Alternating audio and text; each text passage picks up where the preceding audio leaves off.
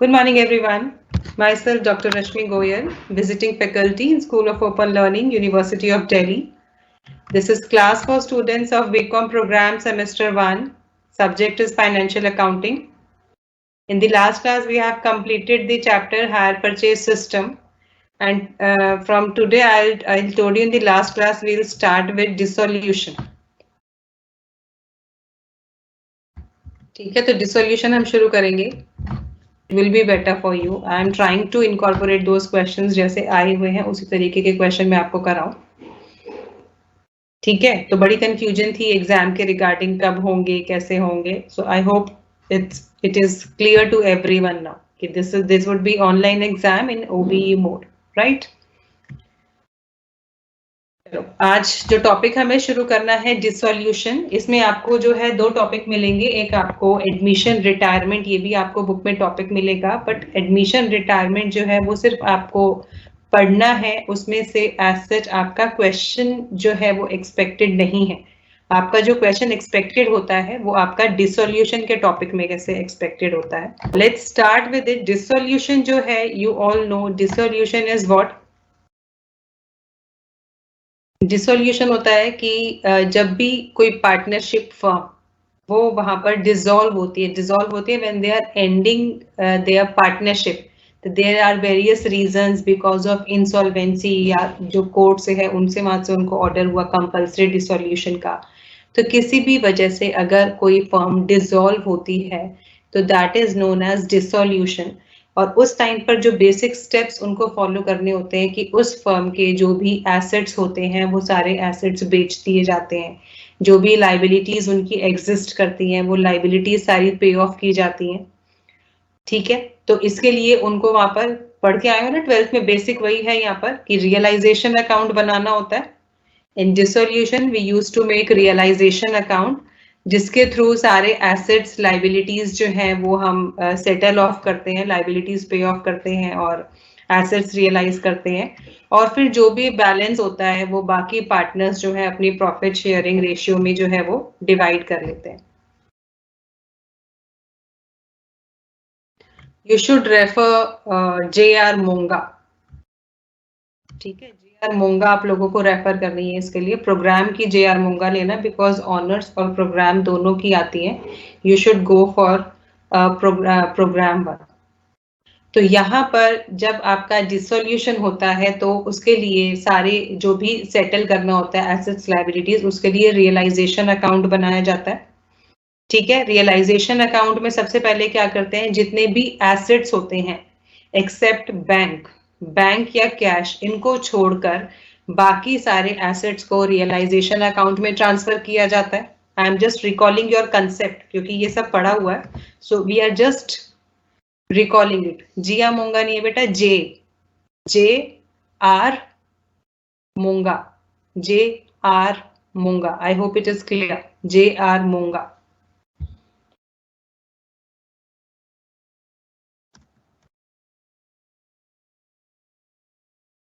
हाँ, तो assets liabilities, पहले जितने भी एसेट्स होते हैं, ठीक है, सारे एसेट्स ट्रांसफर किए जाते हैं रियलाइजेशन अकाउंट में.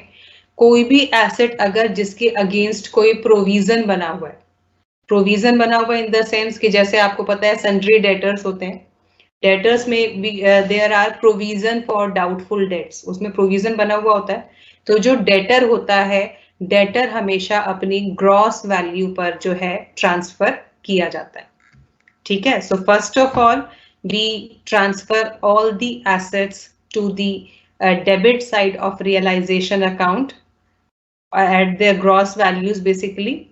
और जो भी लाइबिलिटीज होती हैं, एक्सटर्नल लाइबिलिटीज की बात कर रहे हैं. ठीक है, एक्सटर्नल लाइबिलिटीज कौन सी होती हैं, लाइक बिल्स पेबल हो गए, क्रेडिटर्स हो गया, लोन लिया हुआ है. अगर आपका वहां पर लोन, आपका पार्टनर ने किसी ने लोन दिया हुआ है तो वो एक्सटर्नल लाइबिलिटी नहीं है, तो वो हमारा रियलाइजेशन अकाउंट में ट्रांसफर नहीं होगा. Loan given by any partner, ठीक है, that will not be transfer to realisation account. But अगर किसी पार्टनर के स्पाउस ने लोन दिया हुआ है, स्पाउस मतलब कि कोई मिस्टर ए है तो उसकी वाइफ ने या लेडी है तो उसके हस्बैंड ने अगर फर्म को लोन दिया हुआ है तो that will be considered as the outside liability. तो वो वाला जो लोन है वो हमारा रियलाइजेशन अकाउंट में ट्रांसफर किया जाता है। ठीक है, तो पहले आपने सारे एसेट्स ट्रांसफर किए, सारी लाइबिलिटीज, एक्सटर्नल लाइबिलिटीज ट्रांसफर की, फिर इसके बाद रियलाइजेशन आपको दिया हुआ होता है कि जो भी पर्टिकुलर एसेट्स हैं कौन से किस वैल्यू पर कौन सा एसेट रियलाइज किया गया, तो वो रियलाइजेशन की एंट्री होती है। दूसरा जो भी हमारे लाइबिलिटीज होती हैं, किस लाइबिलिटी के लिए कितना पे ऑफ किया है वो वहां पर मेंशन होता है। ठीक है, फाइनली वहां पर कुछ ब्रांच एक्सपेंसेस होते हैं। अगर ब्रांच एक्सपेंसेस मतलब कि जब रियलाइजेशन करते हैं तो कुछ एक्सपेंसेस वो लोग बियर करते हैं, एसेट्स बेचेंगे, लाइबिलिटीज पे ऑफ करेंगे, तो कुछ छोटा मोटा खर्चा होता है जो उस टाइम वो जो है उनका हुआ होता है, तो वो भी रियलाइजेशन अकाउंट में ट्रांसफर होता है। फाइनली जो है हम यहाँ पर इसकी बैलेंसिंग फिगर निकालते हैं, जो हमारा रियलाइजेशन प्रॉफिट या रियलाइजेशन लॉस आता है, जो हमारे पार्टनर्स के कैपिटल अकाउंट में ट्रांसफर किया जाता है। तो मैं अभी आपको यहाँ पर क्विकली मैं आपको कुछ जर्नल एंट्री, आपको जिसमें क्वेश्चंस होते हैं किस टाइप के क्वेश्चन है। सबसे पहला होता है नॉर्मल डिसोल्यूशन का क्वेश्चन, जैसा आपने 12th में किया, बेसिकली उसी टाइप का कि डिसोल्यूशन बेसिकली नॉर्मली किया जाता है तो क्या क्या स्टेप्स हैं। तो आपको प्राइमरीली 3 अकाउंट बनाने होते हैं। एक आपको बनाना होता है रियलाइजेशन अकाउंट, एक आपको बनाना होता है पार्टनर्स अकाउंट। उसमें भी डिपेंड करता है कि जो कैपिटल है पार्टनर्स कैपिटल फिक्स्ड है या फ्लक्चुएटिंग है। ठीक है, क्योंकि उसमें फिर करंट अकाउंट अलग बनता है, कैपिटल अकाउंट अलग बनता है, यू नो दैट। तो इट डिपेंड्स ऑन दैट कि आपको क्या इंफॉर्मेशन दी हुई है। तीसरा आपको बनाना होता है बैंक अकाउंट। ठीक है, बैंक अकाउंट रियलाइजेशन में भी ट्रांसफर नहीं करते, बैंक अकाउंट हम सेपरेट ओपन करते हैं और वहां पर सारा जो भी इनकमिंग आउटफ्लो है वो सारा हम वहां पर दिखाते हैं। So I'm quickly showing you the journal entries. Just take a look at that. Just take a look of it, and then we will start with the question. इसमें क्वेश्चन आपको एक नॉर्मल डिसोल्यूशन का आता है, एक होता है insolvency of a partner कि there are 2 or 3 partners and one of the partners become insolvent. ठीक है, इंसॉल्वेंट मतलब he is not able to pay off their debts, उसके पास जो भी उसको पे ऑफ करना था वो पे ऑफ नहीं कर सकता, तो वो इंसॉल्वेंसी है। तो एक आपका इस टाइप का क्वेश्चन आएगा। एक आता है आपका इंसॉल्वेंसी ऑफ ऑल पार्टनर्स, जितने पार्टनर्स हैं सारे इंसॉल्वेंट हो गए हैं। ठीक है, तो one by one we will do those questions. बेटा मैंने आपको बोला ओबीई में जो है ना कोई एज सच फॉर्मेट नहीं है, बट लास्ट ईयर ओबीई हुआ था तो आपको 2021 का पेपर सैंपल पेपर्स में 10 इयर्स में मिलेगा।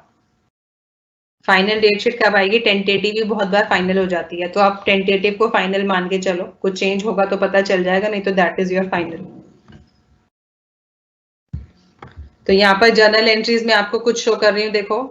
सबसे पहले जो भी एसेट्स हैं सारे एसेट्स को क्लोज किया जाता है by transferring them to the realisation account, जो मैंने बोला था। तो जो भी रियलाइजेशन अकाउंट में जितने भी एसेट्स हैं वो सारे इंडिविजुअली की building, plant and machinery, stock, debtor, ऐसे एक एक करके सारे एसेट्स यहाँ पर ट्रांसफर किए जाते हैं, एक्सेप्ट कैश एंड बैंक। ठीक है, यहाँ पर इन्होंने बताया है कि ये बैलेंसेस जो हैं ये हम रियलाइजेशन अकाउंट में नहीं ट्रांसफर करते। एसेट साइड पे अगर आपको cash in hand, cash at bank, bank overdraft, इनमें से कुछ भी दिया है वो ट्रांसफर नहीं होगा।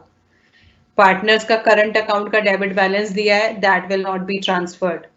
P&L का डेबिट बैलेंस दिया है वो ट्रांसफर नहीं होगा। तो basically we use to transfer assets.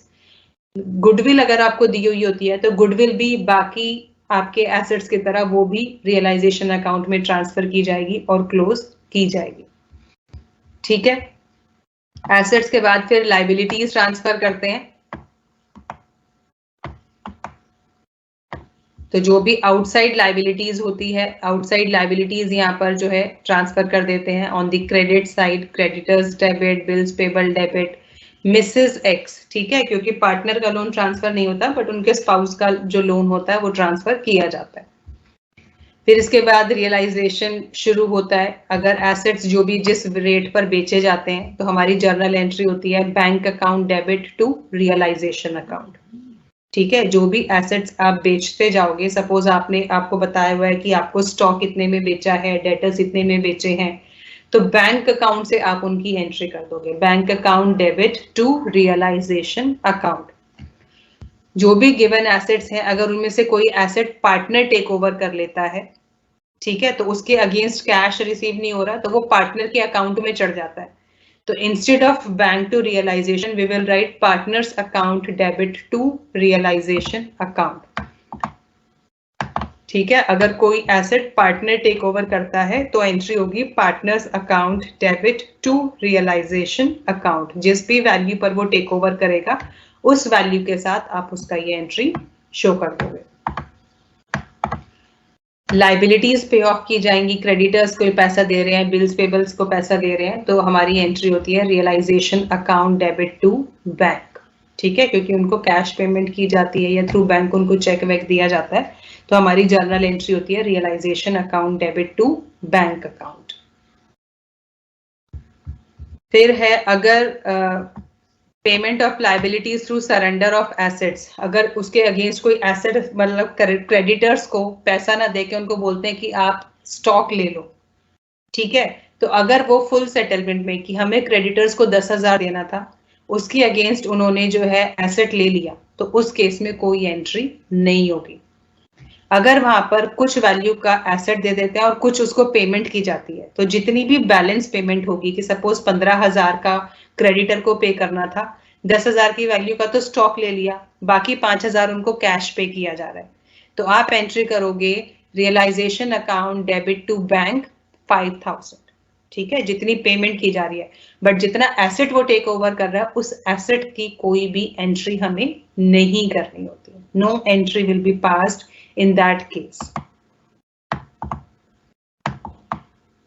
अगर कोई भी लाइबिलिटी पार्टनर पे ऑफ कर रहा है, कि सपोज मिस्टर ए कहते हैं कि क्रेडिटर्स की पेमेंट मैं कर दूंगा, तो उस केस में टू बैंक ना होके टू पार्टनर्स अकाउंट हो जाएगा, जैसे एसेट में किया था।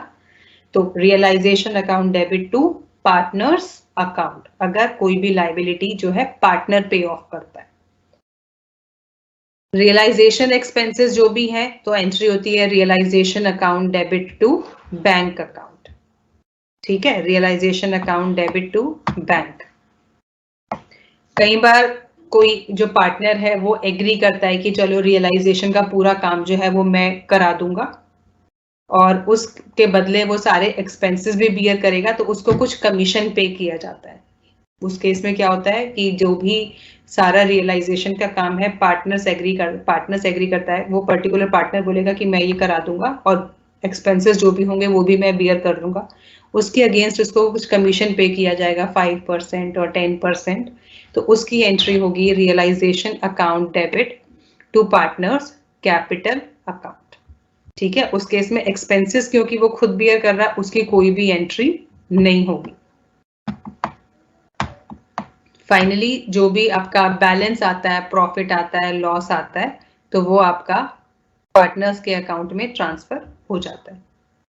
तो these are the basic entry. इसके अलावा जो भी हमारा P&L अकाउंट होता है या रिजर्व्स वगैरह हमें कुछ दिए हुए होते हैं, तो वो सारे हमारे पार्टनर्स के अकाउंट में ट्रांसफर हो जाते हैं।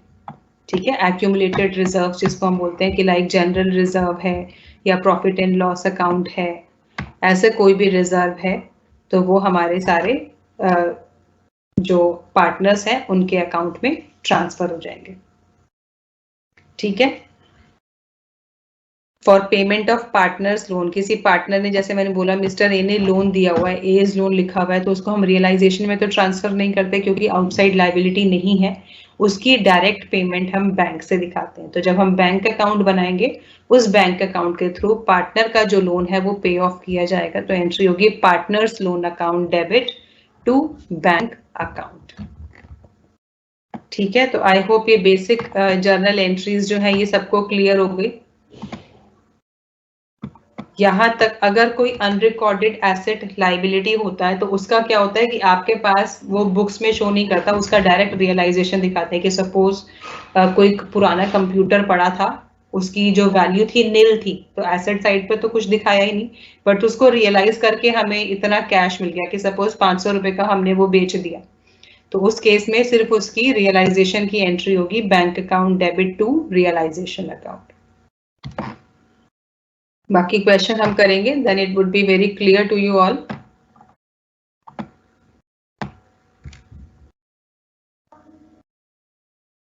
पार्टनर्स का लोन कभी भी रियलाइजेशन अकाउंट में ट्रांसफर नहीं होगा। पार्टनर्स का लोन क्योंकि आउटसाइड लाइबिलिटी नहीं है, ठीक है। पार्टनर्स का लोन जो है वो बाद में पे ऑफ किया जाएगा, पहले सारी आउटसाइड लाइबिलिटी सेटल ऑफ की जाती है, उसके बाद फिर पार्टनर्स को पे ऑफ किया जाता है। इसलिए पार्टनर्स का लोन आपका रियलाइजेशन में नहीं आता, वो सीधा आपका बैंक अकाउंट जब आप बनाओगे वहां से डायरेक्टली पे ऑफ किया जाएगा। शिवदास के 10 ईयर्स ले सकते हो, बिल्कुल।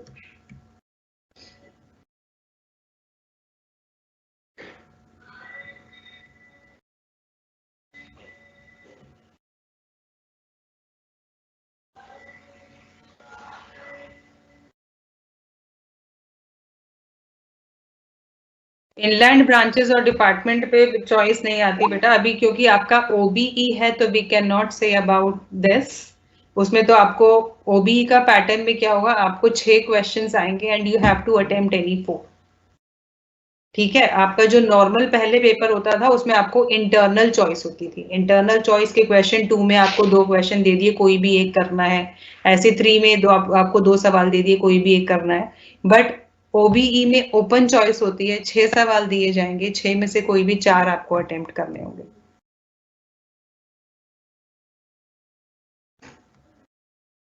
अभी नहीं आया तो you are not suppose to go there.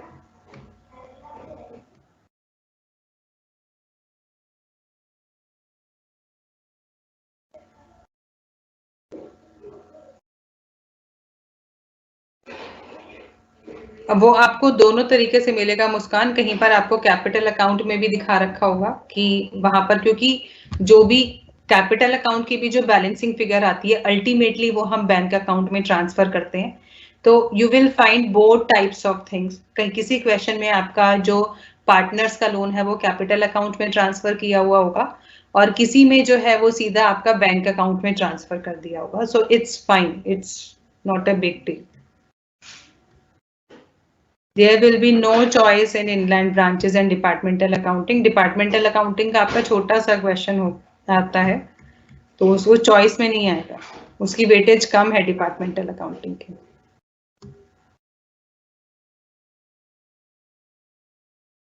I will recommend Shivdas sons बेटा।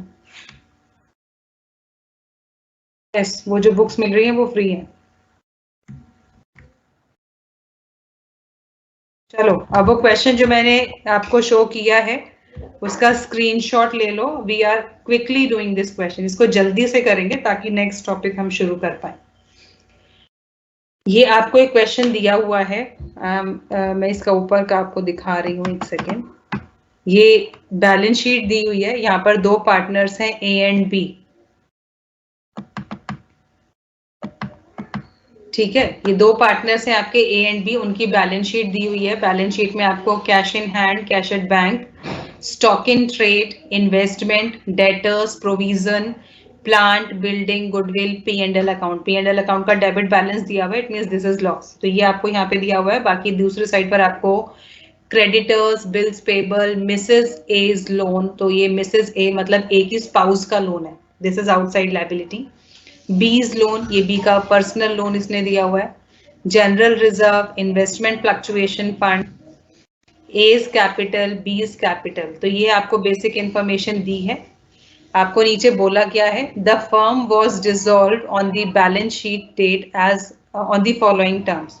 तो जिस डेट पर बैलेंस शीट बनती है, मतलब at the end of the year, यहाँ पर फर्म को डिसॉल्व किया जा रहा है। तो उन्होंने जो टर्म्स डिसाइड किए हैं वो ये हैं। A promised to pay off Mrs. A's loan and took away stock in trade for 4,000. तो A ने क्या बोला कि मिसेस ए का लोन पे ऑफ कर देगा। तो जैसे हमने बोला था कि आउटसाइड लाइबिलिटी पे ऑफ करेगा कोई पार्टनर, तो एंट्री क्या होगी, realisation account debit to partners account. ठीक है, तो ये लोन पे कर रहा है, लाइबिलिटी पे ऑफ कर रहा है, ये वाली एंट्री होगी। स्टॉक वो 4,000 में ले रहा है, तो ये होगा A's account debit to realization account. B took away half the investment at 10% discount.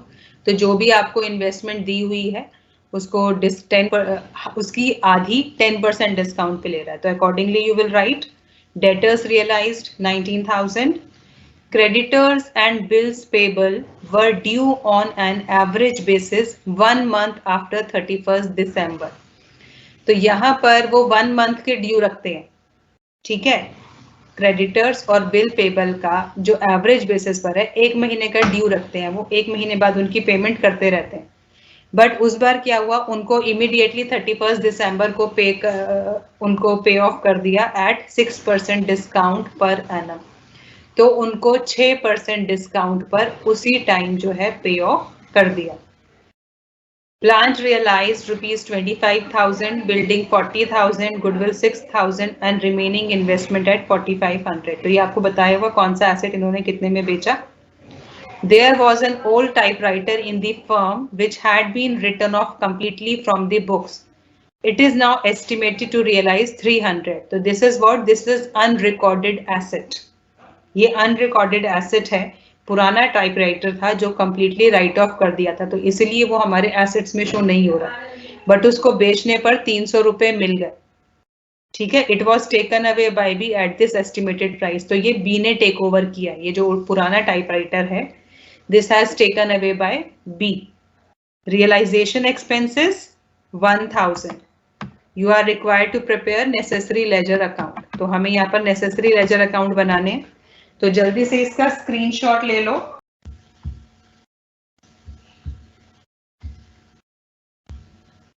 Now the board must be visible to you.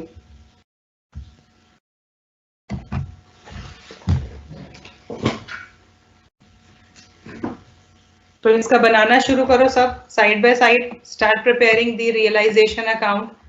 सारे एसेट्स, सारी लाइबिलिटीज सब ट्रांसफर करो रियलाइजेशन अकाउंट में।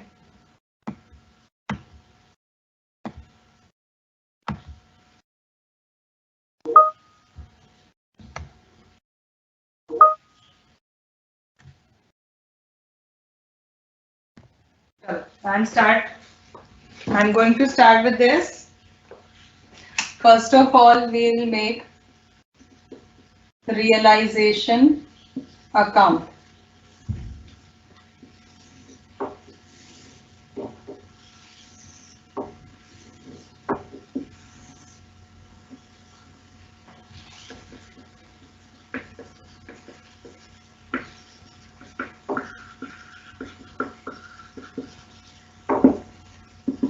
ठीक है, रियलाइजेशन अकाउंट बना रहे हैं और इसमें एक एक करके पहले सारे एसेट्स ट्रांसफर करेंगे।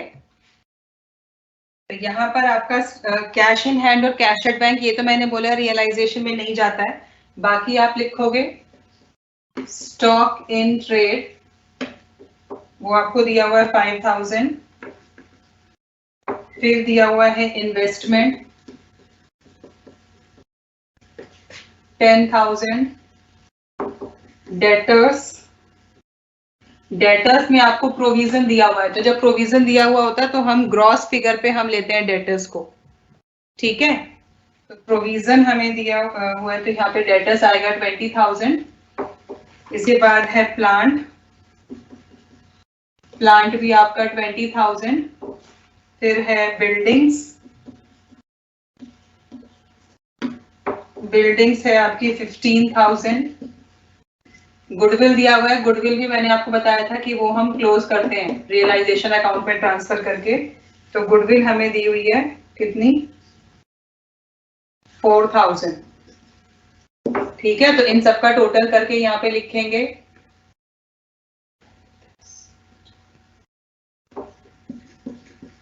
आई think this would be the total, side by side cross check करते रहना। अभी क्वेश्चन पहले ध्यान से समझो।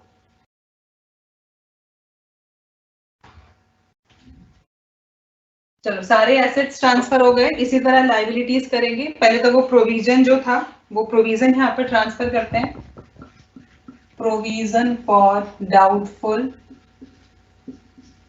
डेट्स, ठीक है, जो हमारा सेंट्रल डेटर का प्रोविजन था 2,000, वो प्रोविजन जाएगा, डायरेक्टली बाहर लिख लेते हैं।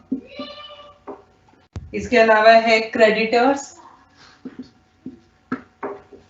क्रेडिटर्स है 30,000, बिल्स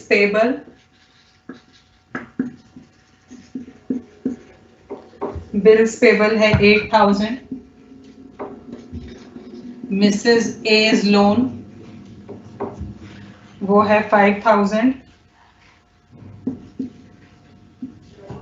और ये जो इन्वेस्टमेंट फ्लक्चुएशन फंड है ये इन्वेस्टमेंट के अगेंस्ट बनाया गया है, ठीक है। जो आपको इसमें इन्वेस्टमेंट फ्लक्चुएशन फंड दिया है, तो ये investment fluctuation fund this has been created against investment, तो दैट्स व्हाई वो भी यहाँ पर ट्रांसफर हो जाएगा।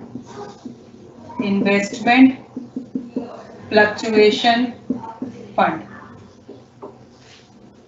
तो ये हमारा हुआ 1,000, ठीक है। तो हमने पहले सारे एसेट्स ट्रांसफर कर दिए, सारी लाइबिलिटीज ट्रांसफर कर दी हैं। अब क्या करेंगे, अब नीचे जो आपको एडिशनल इंफॉर्मेशन दी है उसमें जो जो बोला है one by one we will do that steps. सबसे पहले बोला है a promise to pay off Mrs A's loan, तो हमारी एंट्री क्या हुई, realisation account debit to A account, ठीक है। तो यहां पर हमारा क्या आ गया,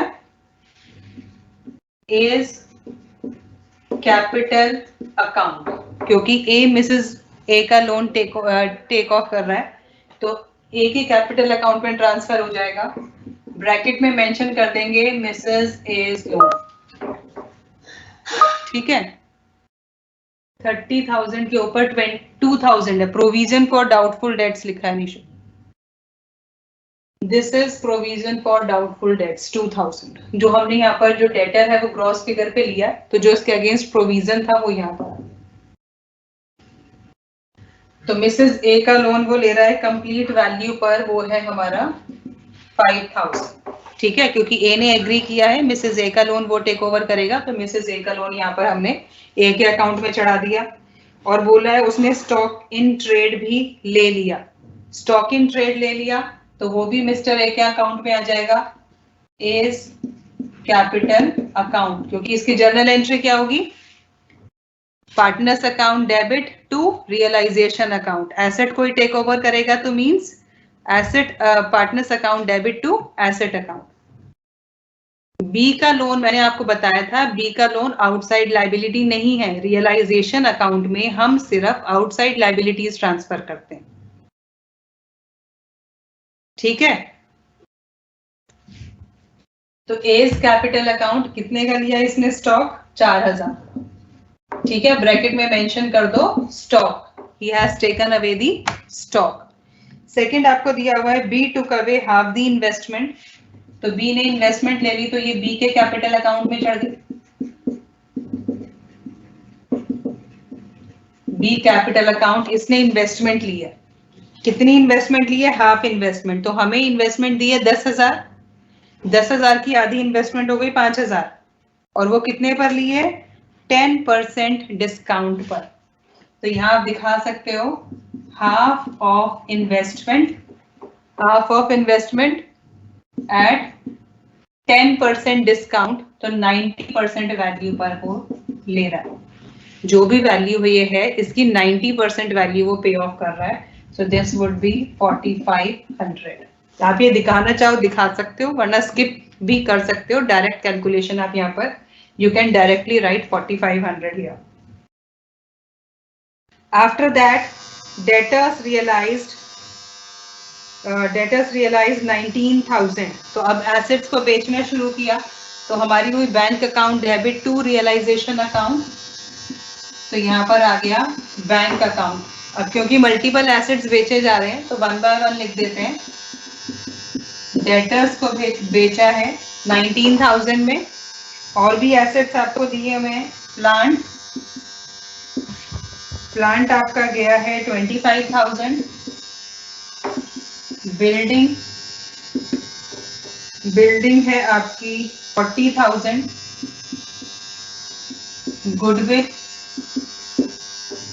गुडविल को बेचा है 6,000, और जो रिमेनिंग इन्वेस्टमेंट बेची है 4,500। यही आपके एसेट्स बेचे थे, तो जितने एसेट्स बेचे थे वो सारे एसेट्स हमने यहाँ पर बिल्स पेबल 8000 है बेटा, इट्स 8000। अब इन सबका टोटल कर देंगे, कितना होगा ये 60 70 80 85 94,500। तो टोटल बैंक अकाउंट का आपका बैलेंस आया 94,500। फोर्थ आपको दिया होता है creditors and bill payables were due on an average basis 1 month. तो उनका सिर्फ 1 मंथ का क्रेडिट चलता था, तो उतना उनको डिस्काउंट वहां पर उन्होंने दे दिया 6% पर एनम। तो यहाँ पर वर्किंग नोट में हम छोटी सी कैलकुलेशन कर रहे हैं। वर्किंग नोट में हम कैलकुलेट कर रहे हैं discount on creditors and bills payable. ये हम यहाँ पे कैलकुलेट कर रहे हैं क्योंकि इन्होंने बोला 6% डिस्काउंट पर एनम पे दे रहे हैं। तो टोटल अमाउंट कितना है, क्रेडिटर्स है आपके 30,000, बिल्स पेबल है आपका 8,000, तो टोटल 38,000 है जो उनको पे ऑफ करना है। डिस्काउंट कितना मिल रहा है 6% पर एनम, तो डिस्काउंट इज 38,000 का 6% पर एनम। तो 6% तो पूरे साल का है, और यहाँ पर क्रेडिट कितने टाइम का है, 1 महीने का।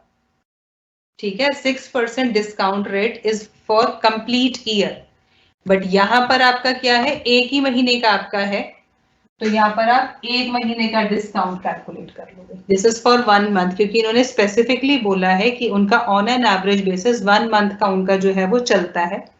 तो उन्होंने वो 1 महीने बाद न दे के आज ही पेमेंट कर दी, तो उनको 1 महीने का डिस्काउंट मिल गया। ठीक है, कितना डिस्काउंट 6%, क्योंकि ये पर एनम था, तो पर एनम से इन्होंने इसको 1 मंथ के बेसिस पर निकाल लिया। तो ये कैलकुलेट करके कितना आएगा आपका, how much will be the discount, calculate करो जल्दी से कितना डिस्काउंट आ रहा है।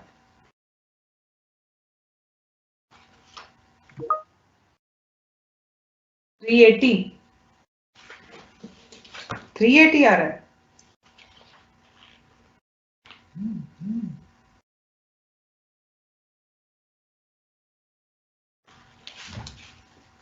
$380 नहीं आएगा भाई, 190। Discount amount would be 190। Yes, good Kritika, 190 will be the discount. तो कितना पे ऑफ करेंगे, 38,000 माइनस 190, तो this is 37,810। What is this 2035? Good, discount is 190, तो 190 का हमें डिस्काउंट मिल गया, तो हमें कितना अमाउंट पे ऑफ करना है, 38,000 में से 190 डिस्काउंट माइनस कर देंगे, rest of the amount we need to pay, तो rest of the amount is 37,810। तो यहाँ पर अब पेमेंट दिखाएंगे बैंक अकाउंट, जो हमारी लाइबिलिटीज पे ऑफ कर रही है, क्रेडिटर्स वाली, क्रेडिटर्स एंड बिल्स पेबल, इसमें हम ये पे कर रहे हैं 37,810। This is the amount we are paying of.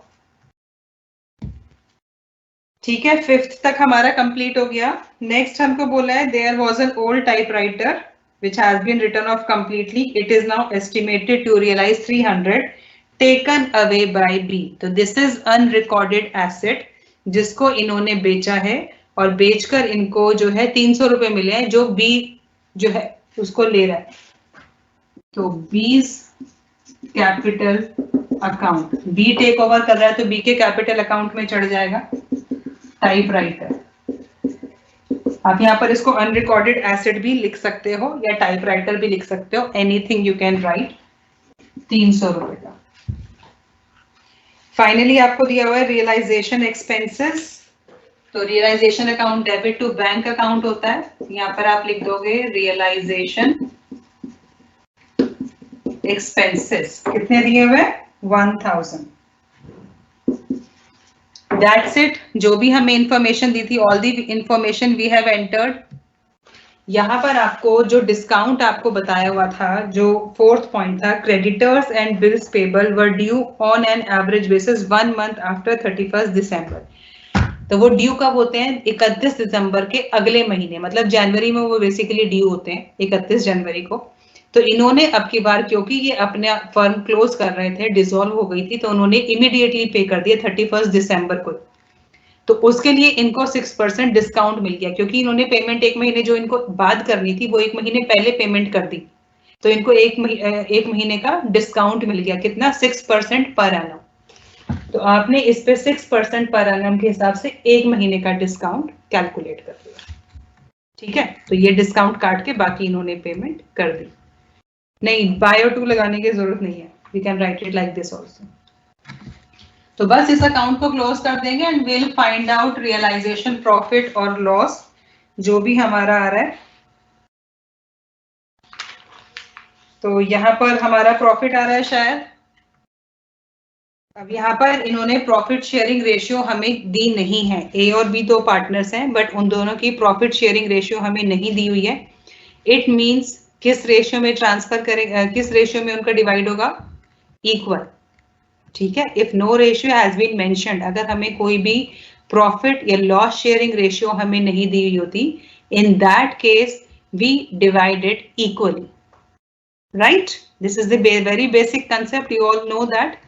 तो हमारा गुड आकाश, हमें यहाँ पर रियलाइजेशन प्रॉफिट आ रहा है, प्रॉफिट, तो वो हमारा ट्रांसफर हो जाएगा ए और बी में equally. So this is A's capital account or B's capital account, because no profit sharing ratio is mentioned, so we will divide it equally. So this would be for 15,745. I think यहाँ तक सबका complete हो गया, ये सबको clear है? 15,745 हमारा दोनों पार्टनर्स में डिवाइड हो जाएगा। Yes, this is the profit. चलिए, अब हमारा नेक्स्ट क्या बनाना है? पार्टनर्स अकाउंट बनाना है, पार्टनर्स कैपिटल अकाउंट। तो यहाँ पर हम बना रहे हैं पार्टनर्स कैपिटल अकाउंट। तो वो तो हम एक साथ बना लेते हैं, A B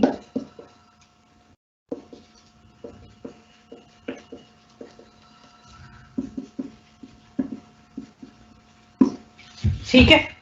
partners capital account बनाएंगे, सबसे पहले उनका जो भी ओपनिंग बैलेंसेस हैं,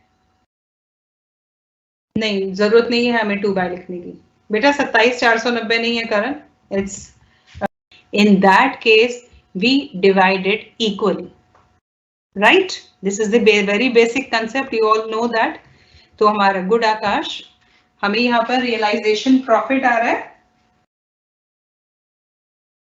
प्रॉफिट, तो वो हमारा ट्रांसफर हो जाएगा ए और बी में इक्वली।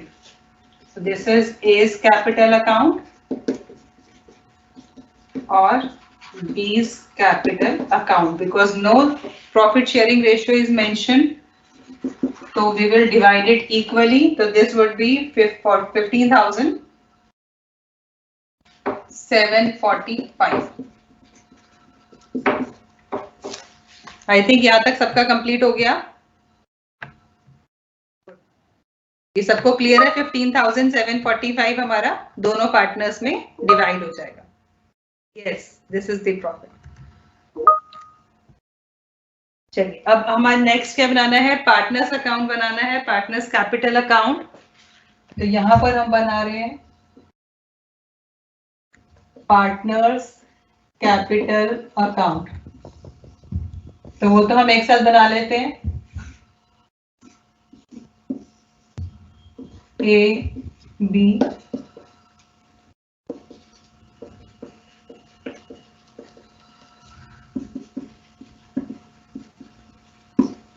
ठीक है। पार्टनर्स कैपिटल अकाउंट बनाएंगे, सबसे पहले उनका जो भी ओपनिंग बैलेंसेस हैं, नहीं जरूरत नहीं है हमें 2 बाय लिखने की बेटा, 27,490 नहीं है करण, इट इज 31,490। ऑल राइट, तो अब पार्टनर्स कैपिटल अकाउंट बनाएंगे। पार्टनर्स कैपिटल अकाउंट में सबसे पहले जो है इनकी कैपिटल ट्रांसफर कर देंगे, तो that will be balance BD। Start preparing this partners capital account. One second.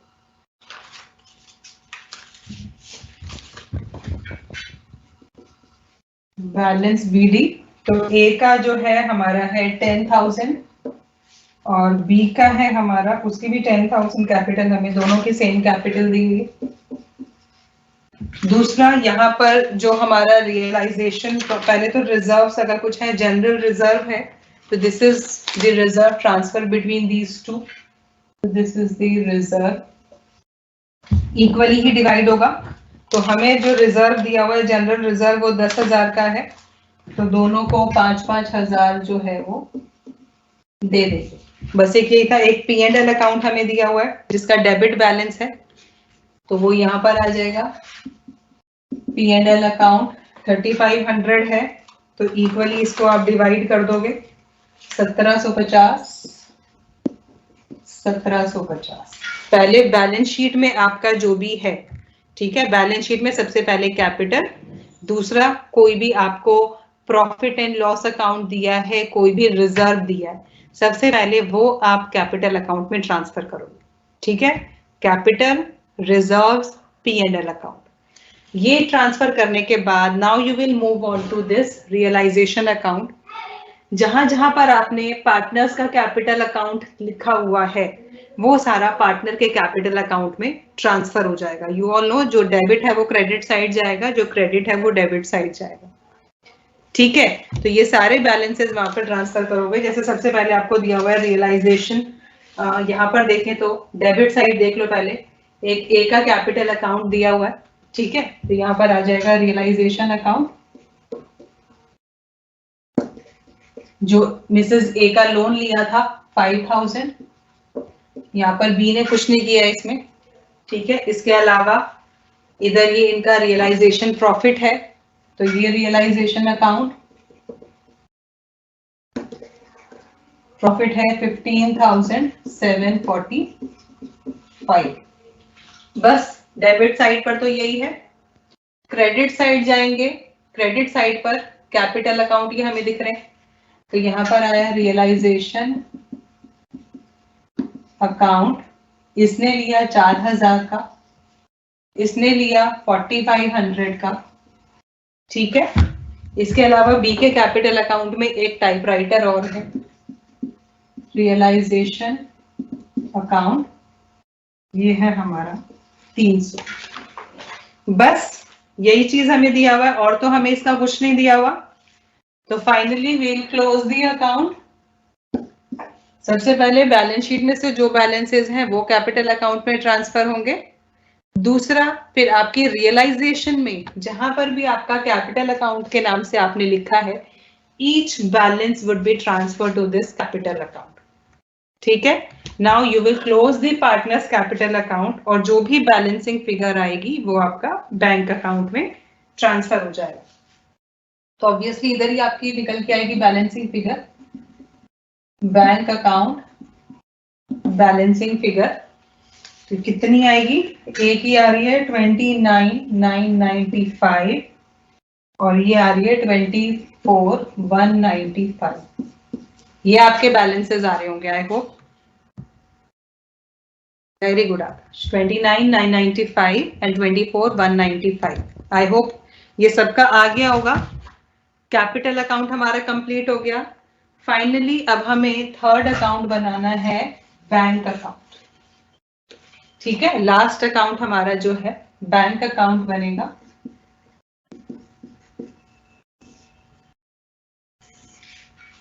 Bank account का फॉर्मेट बनाओ और सारे बैलेंसेस जो है वो यहाँ पर ट्रांसफर कर दो।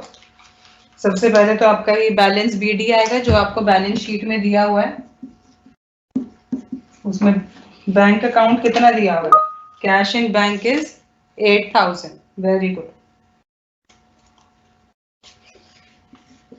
बैंक अकाउंट का ओपनिंग बैलेंस 8,000 आपको दिया हुआ है, कैश इन हैंड भी है तो वो भी हम बैंक अकाउंट में ट्रांसफर कर देंगे, ठीक है, क्योंकि कैश अलग से तो यूज होगा नहीं, तो अगर आपका कैश बैलेंस अलग दिया हुआ है तो वो भी आपका यहाँ पर ट्रांसफर हो जाएगा।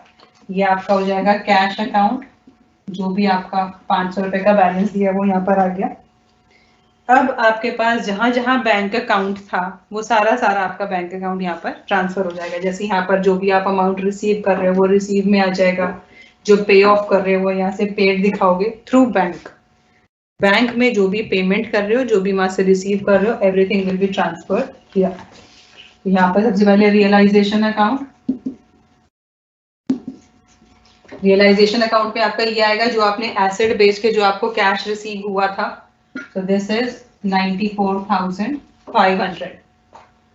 ठीक है। इसके अलावा ये जो पेमेंट की थी क्रेडिटर्स को और बिल्स पेबल की और रियलाइजेशन एक्सपेंसेस, तो यहाँ पर आएगा रियलाइजेशन अकाउंट। पहले तो है आपका क्रेडिटर्स बीपी, ये आपका 37,810 और आपका है रियलाइजेशन अकाउंट, ये है आपके एक्सपेंसेस 1000 के जो एक्सपेंसेस पे किए थे। इसके अलावा ये यहाँ पर जो आपके कैपिटल अकाउंट है, एस कैपिटल अकाउंट, वो है आपका 29,995, बीस कैपिटल अकाउंट 24,195। एक वहां पर बी का लोन भी आपको दिया हुआ था, तो वो हमने लोन बोला था कि बी का लोन भी यहीं से ही पे ऑफ किया जाएगा। ठीक है, तो एक बी का लोन यहाँ पर वो भी यहीं से पे ऑफ किया जाएगा। तो बी का लोन आपको दिया हुआ है 10,000। आई थिंक दिस इज इट, यही सब आपको दिया था। अब आप चेक करोगे आपका जो बैंक अकाउंट है वो आपका टैली करना चाहिए। आपके बैंक अकाउंट में कोई भी बैलेंसिंग फिगर नहीं आएगी, आपका जो बैंक अकाउंट है वो आपका मैच कर जाएगा। Is it so? What is the total of this bank account? Check करके बताओ कितना आ रहा है जल्दी से।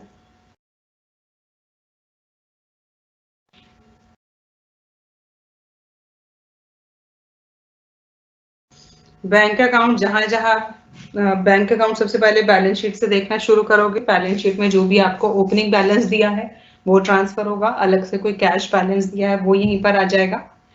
फिर रियलाइजेशन अकाउंट में जहां पे जो भी पेमेंट कर रहे हो, जो भी रिसीव कर रहे हो, वो रिसीव और पेमेंट सब यहाँ पर आएगी। उसके अलावा फिर कैपिटल अकाउंट में आपका जो भी बैंक का आपका बैलेंस आ रहा है that would be transferred here. और कोई भी पार्टनर का पर्सनल लोन है वो पर्सनल लोन आप बैंक अकाउंट से पे करके दिखा दोगे। सो 1,03,000 is it coming for, is it so for everyone? Good. Yes, I write 1,000 in B's loan. Sorry, it's 10,000. It's 10,000. Sorry.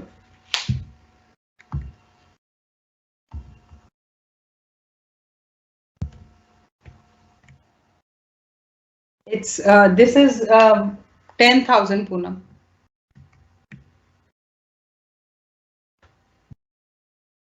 $1,03,000, absolutely correct.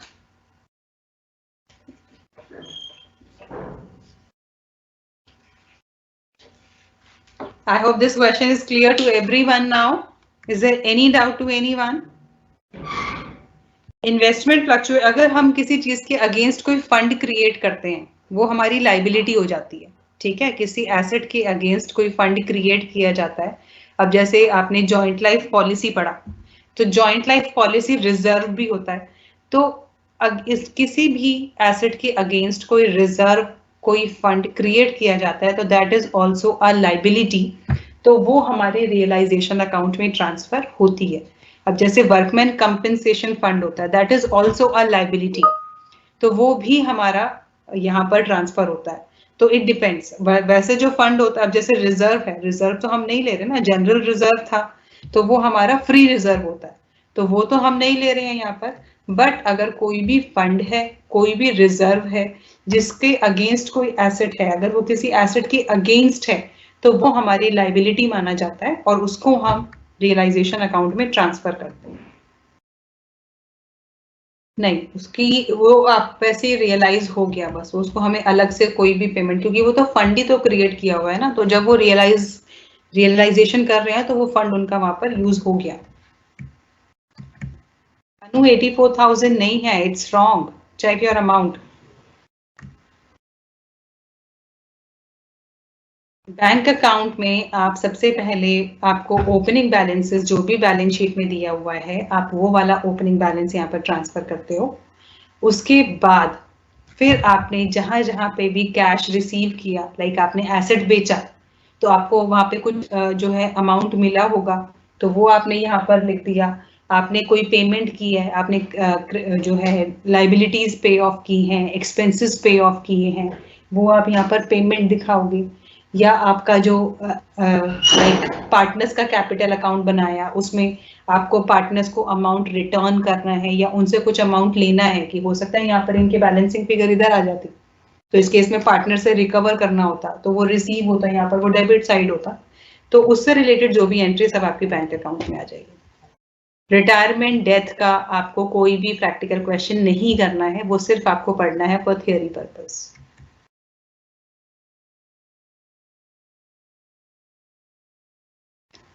Workman कंपन WCR, what is WCR? Workman compensation fund is also a liability, तो वो भी हम यहाँ पर दिखा देते, जैसा हमने इन्वेस्टमेंट फ्लक्चुएशन फंड दिखाया, ऐसे वर्कमैन कंपेंसेशन फंड भी हम यहाँ दिखाते हैं। So I hope you all have done this question. So now I am moving on to the next topic, insolvency of a partner. ठीक है, this is very very important from your exam point of view.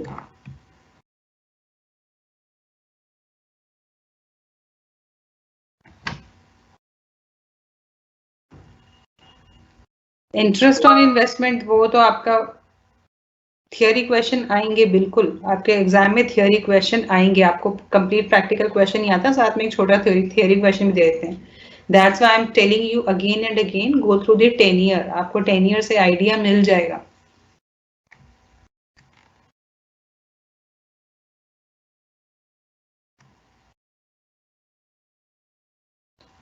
Next time I'll get some extra questions, so you can take screenshot of that. Okay, so we have done with this question. ठीक है, next is insolvency of a partner. तो insolvency of a partner क्या है कि जब किसी partner के against कुछ अमाउंट ड्यू हो जाता है, कि सपोज उसका जो कैपिटल है वो ऑलरेडी नेगेटिव में है, उसकी ड्रॉइंग्स ज्यादा थी, कैपिटल कम थी, ड्रॉइंग्स ज्यादा हो गई, तो उसका कैपिटल बैलेंस नेगेटिव में चला गया, और जब रियलाइजेशन हुआ, जब कंपनी डिसॉल्व हुई, तो उसके अगेंस्ट जो भी डेबिट बैलेंस आया, तो वो जो पार्टनर है वो उतना अमाउंट लाने में एफिशिएंट नहीं है, वो कैपेबल नहीं है कि वो उतना। सी 3 पार्टनर है, सी का जब कंपनी डिसॉल्व हुई, पार्टनर्स कैपिटल अकाउंट बनाया, तो उसका डेबिट बैलेंस निकल के आया, तो मतलब उससे इतना अमाउंट रिकवर करना है, बट जेड मना कर देता है, मेरे पास कुछ नहीं है, मैं कुछ नहीं दे पाऊंगा, so that is known as insolvency. ठीक है, तो यहाँ पे लिखा है, if the partner with a debit balance in his capital account is unable to bring the necessary cash, he is said to be insolvent. तो जिसके अगेंस्ट जितना अमाउंट होता है, अगर वो लाने में कैपेबल नहीं है, तो उसको इंसॉल्वेंट डिक्लेयर कर देते हैं। तो उस केस में क्या होता है, उस केस में उस इंसॉल्वेंट पार्टनर का जितना भी लॉस है, वो सारा लॉस सॉल्वेंट पार्टनर जो है वो बियर करते हैं। ठीक है, the irrecoverable debit balance is further loss which will have to be borne by the solvent partners in addition to the loss on realization. तो उस क्वेश्चन में बेसिकली क्या होता है कि वहां पर जो आप रियलाइजेशन अकाउंट बना रहे हो, वहां पर भी लॉस आ रहा होता है, तो जो सॉल्वेंट पार्टनर होते हैं, अगर यहाँ तो प्रॉफिट आया था, हमने जो अभी क्वेश्चन किया इसमें हमारा रियलाइजेशन प्रॉफिट था। आई एम शेयरिंग स्क्रीन, मैं स्क्रीन शेयर करना भूल गई हूँ, एक सेकेंड रुको।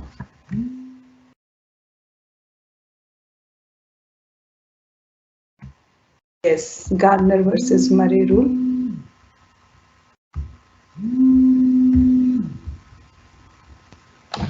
I hope my screen is visible to everyone.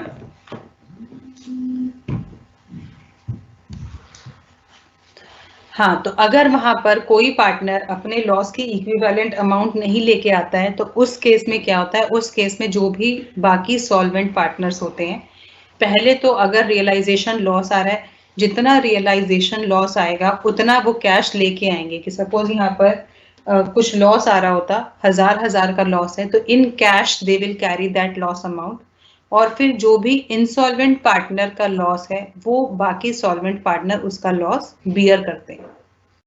ठीक है, तो उस केस में अब वो किस रेशियो में उसको बियर करेंगे। कि सपोज वहां पर सपोज 10,000 का है, एक पार्टनर इंसॉल्वेंट हो गया, उसका लॉस 10,000 का आ रहा है, तो वो सॉल्वेंट पार्टनर्स में डिवाइड होगा, तो किस रेशियो में डिवाइड होगा।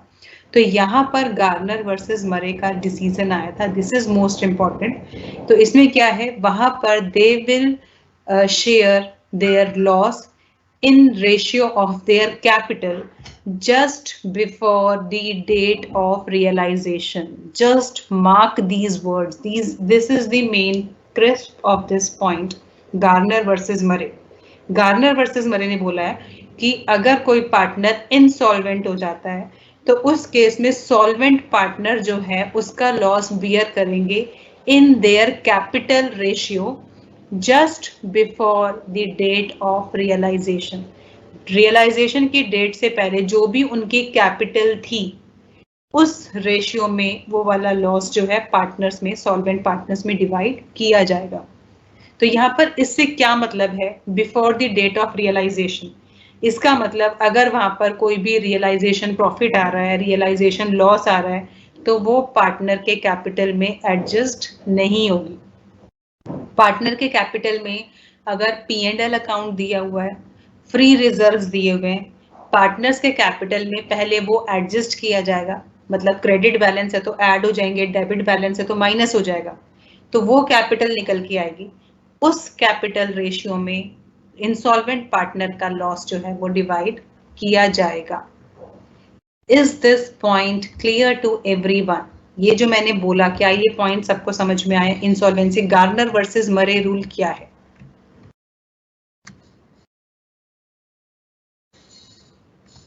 ऑफलाइन क्लासेस नहीं होंगी, आपकी जो भी क्लासेस रिमेनिंग है that would be in online mode only. वो सिर्फ आपकी ऑनलाइन ही होंगी, ऑफलाइन कोई क्लास नहीं हो रही है आपकी। ठीक है, हाँ, तो मैंने गार्नर वर्सेस मरे रूल क्या बताया? गार्नर वर्सेस मरे रूल कब लगेगा? जब कोई एक पार्टनर इंसॉल्वेंट हो जाता है। ठीक है, when we apply Garner versus Murray rule, जब जो भी पार्टनर्स दिए हैं उनमें से कोई एक पार्टनर इंसॉल्वेंट हो जाता है, तब हम गार्नर वर्सेस मरे रूल लगाते हैं। उसमें हमें बोला क्या है? उसमें हमें बोला है कि जो भी इंसॉल्वेंट पार्टनर का लॉस है वो सॉल्वेंट पार्टनर आपस में डिवाइड करेंगे in the ratio of their capital just prior to the date of realisation. तो उस केस में वो कैपिटल कैसे निकलेगी? उनकी जो भी ओपनिंग कैपिटल्स थी, जो capitals as per balance sheet हैं, उसमें आप कोई भी फ्री रिजर्व दिया हुआ है वो एडजस्ट करोगे, P&L अकाउंट दिया हुआ है वो एडजस्ट करोगे, फिर वो जो कैपिटल निकल के आएगी उस कैपिटल रेशियो में उसका लॉस डिवाइड किया जाएगा। I hope this is clear to everyone now. जो भी आपकी बैलेंस शीट में कैपिटल है पार्टनर्स की, जो सॉल्वेंट पार्टनर है, सॉल्वेंट पार्टनर की कैपिटल में रिजर्व्स को एडजस्ट करेंगे, प्रॉफिट एंड लॉस अकाउंट को एडजस्ट करेंगे, और उस एडजस्टमेंट के बाद जो कैपिटल आएगी उस ही रेशियो में जो लॉस है वो डिवाइड हो जाएगा। स्पेसिफिकली अब मैंने आपको बताया। उनको प्रूव करने का तो आई डोंट नो, आपको क्वेश्चन में आपको प्रूव करने के रिगार्डिंग कुछ नहीं आएगा। आपसे क्वेश्चन में स्पेसिफिकली बोला जाएगा गार्नर वर्सेस मरे रूल के हिसाब से इसको सॉल्व करो। तो इट मींस कुछ भी मुश्किल नहीं है, दिस इज वेरी सिंपल। बस ये आपको क्या करना है, जो भी capital as per balance sheet है उसमें रिजर्व और P&L अकाउंट एडजस्ट करना है जो भी हमें गिवन होगा। ठीक है, और वो जो कैपिटल आएगी उस रेशियो में लॉस को डिवाइड कर दो, रेस्ट आर सेम। मैं क्वेश्चन दिखा रही हूँ।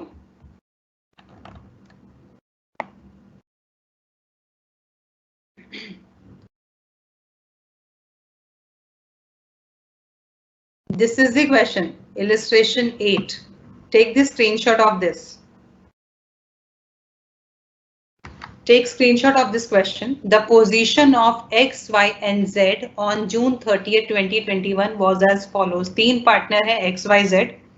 उनकी बैलेंस शीट हमें यहाँ पर दी हुई है. एसेट में हमें कैश दिया है, सन्ड्री एसेट्स एंड जेड्स कैपिटल. तो जेड्स कैपिटल ऑलरेडी नेगेटिव बैलेंस दिखा रहा है 78,000 का.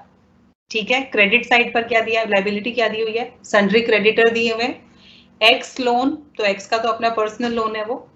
X capital, Y capital, P&L account. तो ये इंफॉर्मेशन आपको गिवन है. Profit and loss are shared in ratio of 4/7, 1/7, 2/7. So we can say 4:1:2. ठीक है. अब यहाँ बोला है Z became insolvent. तो यहाँ स्पेसिफिकली बोल दिया है Z insolvent हो गया है and the firm was dissolved on the above date. Sundry assets realise, वो आपको दिया है. क्रेडिटर्स को कितना पे किया वो आपको दिया हुआ है. सन्ड्री एक्सपेंस, रियलाइजेशन एक्सपेंसेस दिए हुए हैं. ठीक है. तो you have to close the firm's book. I hope you all have taken the screenshot.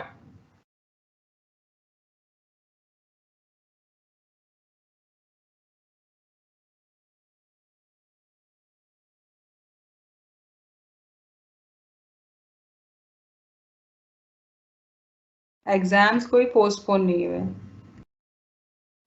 Now I am sharing the solution with you. फिर ये आप लोग कर लेना. ठीक है. तो यहाँ पर आप जब सबसे पहले आपका रियलाइजेशन अकाउंट बनेगा. रियलाइजेशन अकाउंट में जो भी एसेट्स लाइबिलिटीज हैं वो ट्रांसफर करेंगे. तो एसेट्स के नाम पर आपको सन्ड्री एसेट दिया. तो जैसे यहाँ पर हमने एसेट्स लिखा था, एसेट्स आपके ये ऐसे ही सन्ड्री एसेट्स आ जाएंगे. लाइबिलिटी के नाम पर आपको क्रेडिटर्स दिया है बस. एक्स का लोन तो आउटसाइड लाइबिलिटी नहीं है. ठीक है. तो यहाँ पर जब आप रियलाइजेशन अकाउंट बनाओगे तो ये आपने सन्ड्री एसेट ट्रांसफर कर दिया, ये आपने सन्ड्री क्रेडिटर्स ट्रांसफर कर दिया. एसेट्स और लाइबिलिटीज ट्रांसफर हो गई. अब उनकी रियलाइजेशन बताई है. एसेट्स को बेचा है इन्होंने 1,40,000 में. तो बैंक अकाउंट, मतलब आपको यहाँ कैश मेंशन है ऊपर, तो कैश अकाउंट ही ले लोगे. Cash account asset realised. और जो लाइबिलिटी पे ऑफ की है वो भी कैश अकाउंट, जो लाइबिलिटी पे ऑफ की है 60,000. ठीक है. एक्सपेंसेस हैं, एक्सपेंसेस यहाँ पर मेंशन कर दिया. ये आपका रियलाइजेशन अकाउंट कंप्लीट हो गया. ये मैं ऐसे इसलिए बता रही हूँ ताकि ये टॉपिक कंप्लीट हो जाए, ये जल्दी समझ में आ जाएगा.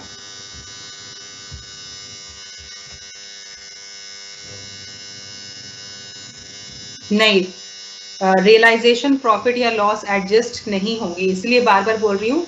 Just before the date of realisation. Realisation account तो on the date of dissolution बना है. रियलाइजेशन का प्रॉफिट या लॉस तो जब आया ना, जब आपने रियलाइजेशन बनाया. कैपिटल हमें कौन सी लेनी है, डिसोल्यूशन से पहले. ठीक है. तो रियलाइजेशन प्रॉफिट या लॉस वो हमारी एडजस्ट नहीं होंगे.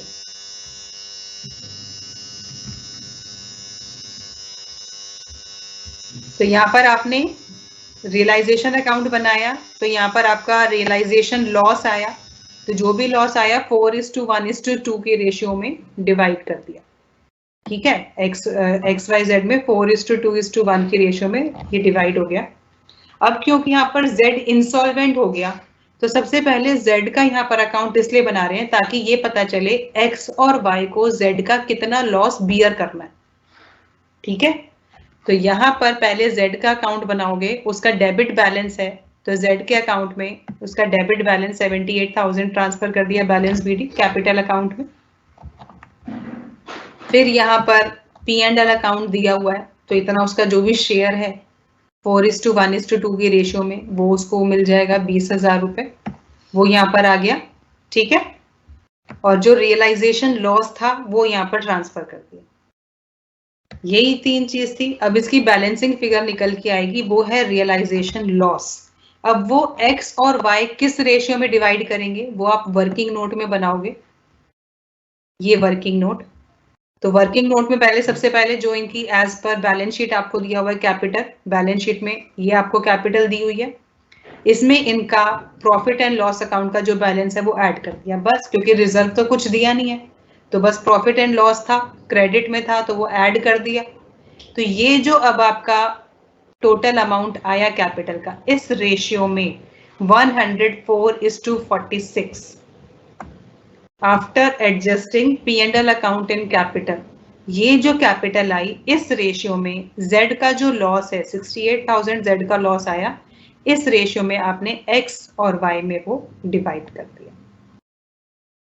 ठीक है, this is the main point of this question. बाकी सेम है, बाकी सब वैसे ही करना है, बट ये जो पार्टनर का जो लॉस आएगा वो ऐसे कैपिटल आपको निकालनी है वर्किंग नोट में, और उस कैपिटल रेशियो में आपको इसको लॉस को डिवाइड कर देना है।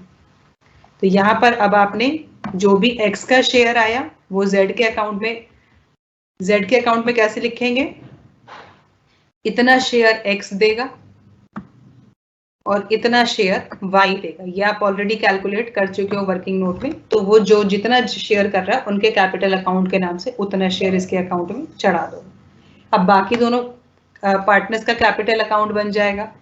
X का बनेगा, क्योंकि रियलाइजेशन लॉस है 20,000 का, तो इसमें क्या होता है, रियलाइजेशन लॉस के इक्विवेलेंट अमाउंट उनको लेके आना होता है। जो भी सॉल्वेंट पार्टनर होंगे इसका रियलाइजेशन लॉस आया था 20,000, तो ये 20,000 ये कैश में लेके आएंगे। तो यहाँ पर आपको ये अलग से जो है ये कैश इतना दिख रहा है 20,000 का।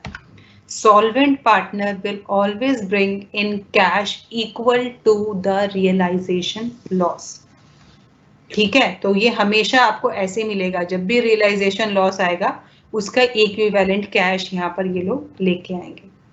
तो इनका ओपनिंग बैलेंस डाला, इसका प्रॉफिट एंड लॉस अकाउंट का जो शेयर था वो डाला, रियलाइजेशन का लॉस ट्रांसफर किया 20,000, उसके इक्विवेलेंट ये कैश ले आए, और Z का जो ऊपर पे ऑफ कर रहा है X, उसका शेयर यहाँ पर लिख दिया, बाकी आपका कैश अकाउंट में ट्रांसफर हो गया। सेम अकाउंट आपका Y का बनेगा, Y का वही opening balance, profit and loss account का शेयर, उसका रियलाइजेशन लॉस, सेम अमाउंट वो कैश में लेके आएगा। ठीक है, जो यहाँ पर मेंशन है, Z में जो वो पे ऑफ कर रहा है वो वाला उसका शेयर, बाकी बैलेंसिंग फिगर। और फिर आपका कैश अकाउंट बनेगा, कैश अकाउंट में बैलेंस BD, जो आपको ओपनिंग बैलेंस दिया हुआ है बैलेंस शीट में वो आपने लिख दिया। फिर आप रियलाइजेशन अकाउंट पे आओगे, रियलाइजेशन अकाउंट में एसेट बेच के इतना पैसा मिल रहा है, इतनी लायबिलिटी पे ऑफ कर रहे हो थ्रू कैश, ये कर दिया। ये एक्सपेंसेस पे ऑफ कर रहे हो। अब कैपिटल अकाउंट पे आ जाओगे, इनके जो भी बैंक अकाउंट कैश अकाउंट थे वो आपने रेलेवेंट ट्रांसफर कर दिया, X का लोन दिया हुआ था वो यहाँ से पे ऑफ होगा, दैट्स इट। तो इस तरीके के क्वेश्चन जो है और आप देख लेना। ठीक है, इसमें मेन जो चीज आपको बतानी थी वो यही था कि इसमें कैपिटल रेशियो कैसे निकलेगी, तो वो मुझे बेसिकली समझाने का एक पर्पस था। बाकी क्वेश्चन सेम वैसे ही है जैसा हमने यहाँ किया है। एक और पॉइंट क्या डिफरेंट था, जितना रियलाइजेशन लॉस होता है सॉल्वेंट पार्टनर उतना ही कैश लेके आते हैं। 10,000 का रियलाइजेशन लॉस होगा तो आपको कैश में 10,000 मिलेगा, उतना कैश वो लेके आएगा। 5,000 का लॉस है तो 5,000 वो कैश लेके आएगा। ये गार्नर वर्सेस मरे रूल में होता है। सिर्फ सॉल्वेंट पार्टनर की कैपिटल एडजस्ट से क्या मतलब है बेटा, आप सॉल्वेंट पार्टनर का कैपिटल रेशियो निकालोगे कि जो इनसॉल्वेंट पार्टनर का लॉस है वो किस कैपिटल रेशियो में होगा, तो वो आपको निकालना पड़ेगा। तो वो कैपिटल आप निकालोगे वर्किंग नोट में और उस रेशियो में आप उसका लॉस डिवाइड कर दोगे।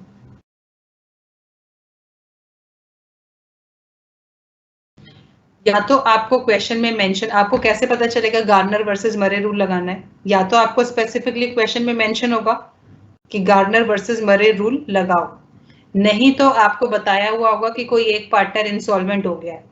एक पार्टनर इंसॉल्वेंट होगा जब ही गार्नर वर्सेस मरे रूल लगेगा, ये हमेशा याद रखना है। तो या तो क्वेश्चन में स्पेसिफिकली मेंशन होगा गार्नर वर्सेस मरे रूल लगाओ, या फिर आपको इंफॉर्मेशन दी होगी कि एक पार्टनर इंसॉल्वेंट हो गया है, तो वो आपको फिर वहां पर गार्नर वर्सेस मरे लगाना। बुक बेटा मैं बहुत बार सजेस्ट कर चुकी हूँ, JR मोंगा।